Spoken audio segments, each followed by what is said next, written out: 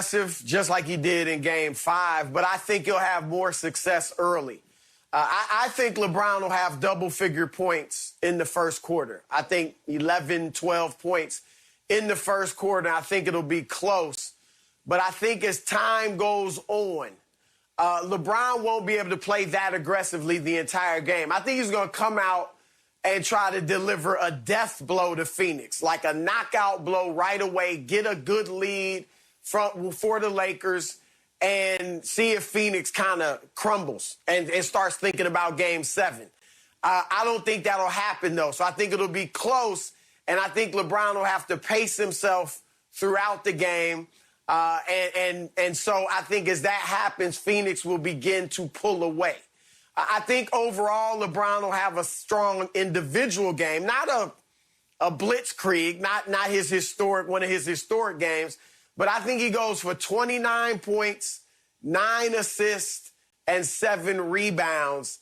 But I think Phoenix wins by double figures because I don't think he gets much help. Wow. You can argue if you want to believe, if you just want to believe in things, you can hope that the Lakers are due to start hitting three-pointers.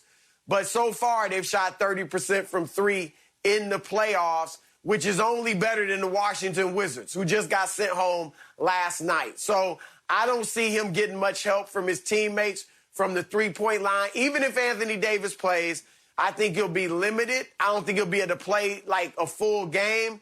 And I think he'll be relatively ineffective because on top of the groin, he's got the knee injury he was dealing with before the groin.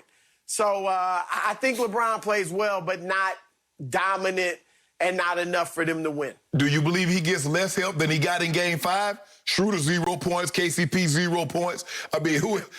So do you believe he gets less help than that? More than that. Okay. So if we get more than that, we'll get a little more than that.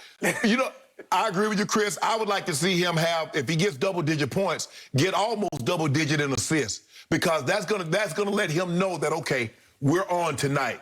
LeBron is very trusting. Me, I passed the ball to the guy a couple of times, he started missing shots like I'm a quarterback. I'm not finna keep feeding it to you because you messing up my completion percentage. Well, LeBron said you messing up my assist-to-turnover ratio when you keep clanging shots. So LeBron is a different cat, though. He still has confidence, even though his teammates hadn't shot the ball well, hell, from three, from anywhere, if you want to look at it that matter.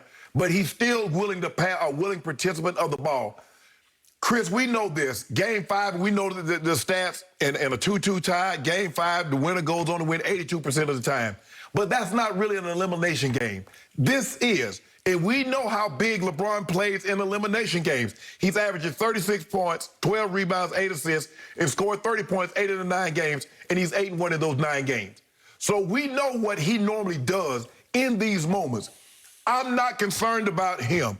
Can Schroeder give me more points than what I scored the other night? Can he do that? Can KCP? I don't even know if KCP, I said KCP should have stayed out and played Game 6. He played, it is what it is. But I need somebody to say, you know what, Brian? We gonna chip in on this gas money. You've been putting the gas in, you've been fronting us all this time. Enough of that, bro. Hey, I'm going to my pocket, I got $3 on this. Chris, you know how we used to do it, Chris. We get together, hey, what you got on this gas money, man? I got $2, man, I got $1. Okay, chip in. So, Kuzma, Caruso, whomever played, I need y'all to come out your pocket with some gas money, bro. Y'all been riding far too long. To get you all the way back to Phoenix? Yeah. We got too many riders, not enough gas payers. Okay, back to Chris Broussard. Chris, you have been with LeBron, closely observing him, covering him every step of the way in his career. So I think you just said that nearing the end of year 18 in the NBA, he's no longer solo capable of carrying a team to a huge Game 6 home win, a season-saving win, just completely by himself without AD, because you're saying he's going to play big and well as he could play at this stage in age, but it won't nearly be enough because you got Phoenix winning by double digits, right? Right. And look, if this was your typical first-round opponent where the Lakers had the 3 seed and they were facing a lesser team, say a Memphis or whatever, then I think he could do it. But a team this good, I mean, this is the second best team in the league as far as records go. I get it. We don't think they're that good, but they are an elite team, and I don't think he can carry them over this elite team tonight. Okay, now back to something you said yesterday. As players age, they often go from not shooting as many free throws to shooting more three-point shots.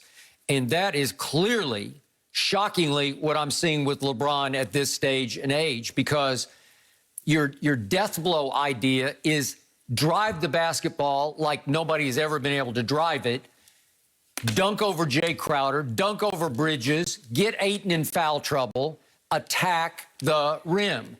But in doing so, you're also going to have to attack the free throw line, because I said going into game 5, I thought he needed to shoot 20 free throws. Shannon said, well, how about 17? I said, okay, 17 free throws.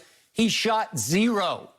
He never got to the free throw line on a night that I thought he would set the early tone by attacking. You said, Chris, he set the early tone, but it was more, he did have the backdoor cut from KCP, but that wasn't where he took the ball and drove it and had a blow-by on, I think it was Bridges. Right. But the point is, he's shooting more and more threes, because I'm looking at, he's averaging through these first 5 games, 7.6 three-point attempts. That's almost 8 a game. And yet, his career average from the free throw line is 9 a game. Now he's down to 3.4 for this series. But the three-point attempts are just going higher and higher and higher, because that's his career high for three-point attempts. So way fewer free throws, way more threes. Skip, I equate a basketball player to a skill position player in the NFL. As I started to age, I didn't feel nearly as comfortable taking the contact that I once did. Yeah. Going across the middle didn't excite me as much as it once did. In plays that I knew I could turn up and get an extra 3 or 4 yards, I headed to the sideline because it was taking me longer and longer to recover. Okay, LeBron is in year 18. That pounding that he has to take, getting to the rim, getting knocked down, picking himself up, it's taking him longer and longer to recover. And guess what's happening? The games are coming quicker and quicker. I don't recover as fast, but the games are happening sooner. So what's the quickest way, what's the best way for me, Skip, not to take that pounding and not to need the time to recover? Shoot the 3 ball. Shoot the mid-range. It's much easier. It's much easier. Yeah. So it takes much less out of your body. Right. So I believe in a situation like this, you know what, he said, you know what? Now, the last game, Skip, you throw caution to the wind. You throw it like, you know what, hey, it's either now or never. I got the whole entire offseason to recover. And that's how guys look at the playoffs. Skip, if you look at guys who will normally go out there with an injury come playoff time, because they say, well, you know what? I got the entire offseason to recover. I got the entire offseason, if I need to get a surgery, to get this surgery. So I'm going to throw caution to the wind. I'm going to leave it all out there on the court. I believe in these situations, this is why LeBron has been so great. He says, you know what? No matter what, if I don't win this game, I got the entire offseason, but I want to keep playing. Watch this tonight. Okay. So I'm going to watch and see go ahead, Chris. I was going to say, a lot of those elimination games, he was much younger. True. You know, and we saw him even in game 5. He went to the hole early. Skip showed it yesterday on the videos, and he thought he got fouled on a few, and he didn't get calls. So he's like, got frustrated, am I going to come in here and take this pounding and not get a call, too? Exactly. So let me stay on the perimeter.